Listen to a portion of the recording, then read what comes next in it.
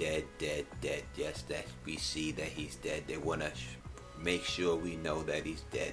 And now this next shot that I seen, I thought in the beginning that this was Melisandre, but on further inspection, you can see these are definitely man hands, and that she does not. The man hands do not have the ring that Melisandre has later on that we sing on the fire. But we do see a fire burning behind Jon's head.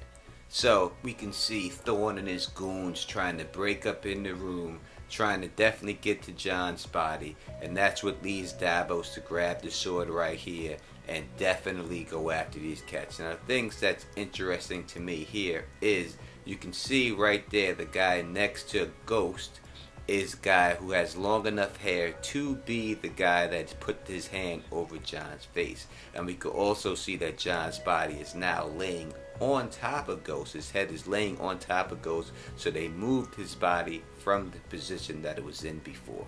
Which leads me to believe there has to be some reason that they moved this man's body and put his head directly on Ghost. Ghost does not look alive, or he does not look like he's in protection mode, kind of like when Bran was getting attacked. We don't see that same fire in Ghost laying there. So it's quite possibly, as I have said before in other videos, that they may have to kill Ghost to bring Jon back. And I think that when you see the Melisandre pictures of her here looking like she's about to seduce somebody, probably looks like she's maybe trying to buy time to resurrect Jon, and maybe she couldn't buy enough time to do it, and now they're trying to lock him in there and get this done now. Now, sticking with the North, because I do believe that most of the action will take place in the North, and I think it's going to be the best part of the show this season. We get Ramsay and Roose, and there's no telling exactly which scene is going on here right now. But as I said before, Ramsay does look a little bit concerned to me, so things could be unraveling for them at this particular time. Now, after that, we get this scene of a battle, and then let's get to this dude right here on the fillet cross. Now, we know that there could be two possible people that are supposed to be filleted. I hear people saying that it can't be Stannis because Stannis' head was supposedly chopped off, but if you look at the angle from when Brienne supposedly killed him, doesn't look like she could have chopped him off with his back against chopped his head off with his back against the tree right there. So I do think it could be Stannis, and it also could be Tormund Giantsbane. Why I keep messing up that man's name?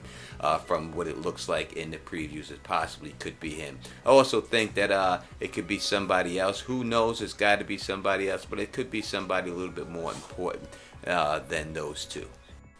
Theon and Sansa look like the Ramsay or the Bolton men do catch up with him, and then we see that Brienne is still in the North in her armor, and looks like she may catch up with them and save them. Here in this picture, we know it's not Brienne, but it could be Pod. Armor looks like it could be Podge, but we have not seen Pod. But that sounds pretty plausible that she catches up with them and saves them. If not, then I don't know what's going to happen with Theon. He could be killed, obviously. He's not dead in the books yet, but you know, it's at the point in the books where he could be dead. He's not really much needed. If she's not going to have him at the King's Moot, I don't think he's much more needed in the story. We don't get a lot of Sansa. Mostly looks like she's dressed like Peter Baelish. And Peter Baelish is probably going to come down to save the day with the Vale army. As I said before, we get Jon. You see him leading the charge down there. And once again, I'll say it, I do think that the northern storylines will definitely be the most interesting part of this whole season. Moving on to the Tower of Joy, you know, I'm really excited about seeing the Tower of Joy. I definitely missed this the first time around. I wasn't even thinking about Tower of Joy. And when the guy came around, you seen him in the Targaryen armor, who we think is Sir Arthur Dayne. I was not even thinking about Tower of Joy. That is why it slipped my mind. But now that I look at this picture of them, I think what they're trying to do is they're trying to say this guy is such a great swordsman. And the only way to show it, I think they need to use two short swords to make him show how great he really is. But it only works for me if he does have two swords, if somehow he dropped Dawn or he picks another sword up. But if he goes into battle with two swords, that doesn't work for me. I think to me the R plus L equals J thing is just about sewing up, but I don't think that that's what's important for me. I am really looking more forward to what happened after the Tower of Joy. I mean, does Ned really kill Sir Arthur Dayne? Is he really dead? I think he is, but it's a possibility that he's not. Will they show him go visit his sister? Will they show all that? So I'm really interested in seeing more of the events after the Tower of Joy, because to me, the Tower of Joy itself is pretty much a wrap.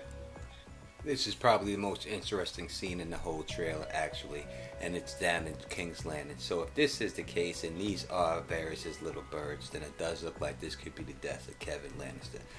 I know we see a lot of Jaime and Cersei, and we see them Robert Strong, the Mountain, or the Undead Mountain, looking like he's about to hold it down. And we also see some stuff going down with the Face Militant.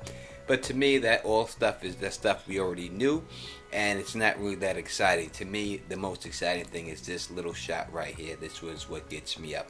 I hope that this is the case, that it is the little birds killing Kevan Lannister. That's what it looks like. And if that is the case, then this probably will be happening, probably episode 10 this season.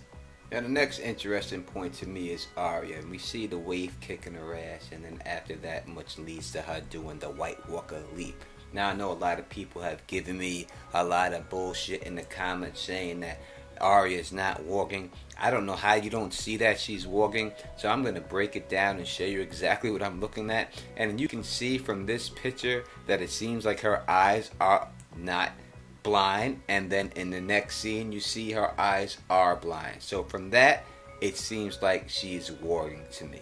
And that is the reason why I said I do believe she is walking at this particular time. But what interests me most about Arya is how far are they going to go? How are they going to do the mercy thing?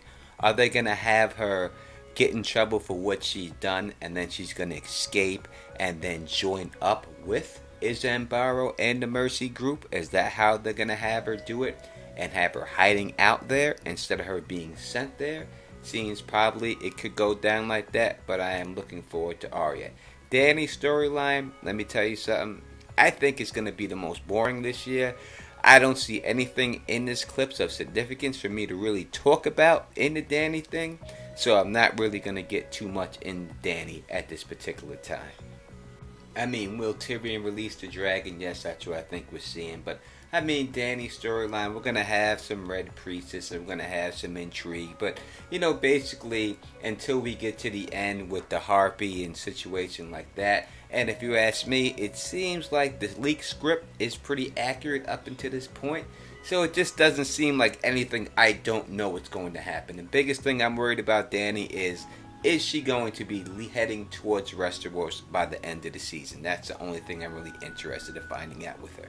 Next up is the Ironborn, and I'm particularly interested in seeing the Ironborn, and no doubt we're going to see the death of Balon Greyjoy this season, and then we're going to see Euron Greyjoy come and ascend the throne, the sea-sown chair of the Ironborn, without a doubt. Don't see it going down any other way but that way. The only thing that does particularly make me give some waiver is that if this is Yara, and it definitely does look like Yara, why they are making her a lesbian, I don't know. I don't see the reason why they do it. I hope they don't try to use that against her to make her not become Queen of the Iron Islands because of it, but I really don't see any other reason for them putting that in there. Leading back to the north, as I said, it would be the most important thing. We see Bran, and he looks scared as fuck, and then after we see him look scared as fuck, we see the Night's King standing right there. I don't know if the Night King could see him. It would be crazy if the Night King was in his dreams also, because this is basically a dream sequence or something that adds up that matter. Then that would be nuts, because that would mean something big with the Night King. But I just think probably he sees him, Bran sees him, and from whatever he's seen, looking across whatever the plan of the White Walkers was, had him that scared. And then when he sees the Night King right there, it's just the icing on the cake. We also see what I think is some type of wildling throwing some type of fire on the White in one of the scenes. But that's what I've seen from these two clips. Bran will probably just play the role of just showing all the stories. I don't know what else he's going to do. I just think he's going to talk to a lot of people and that's it. But overall, as I said, great trailer. I can't wait for the season. Let me know what you think. Put it in the comments. So if you like the way I do this, please thumbs up this. Please spread this across the realm. And please subscribe. And until next time, you know who it is. Peace!